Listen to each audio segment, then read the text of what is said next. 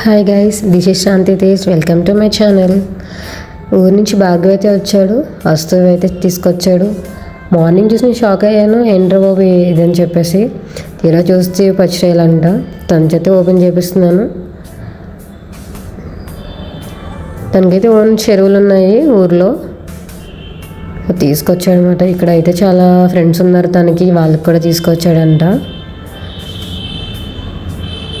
చాలా పెద్దగా ఉన్నాయి ఇవి అయితే. చూడండి ఎంత పెద్దగా ఉన్నాయో, ఒక్కొక్క రొయ్య తీస్తున్నాడు తన ఫ్రెండ్స్కి. తనే భార్గవ్ అంతే.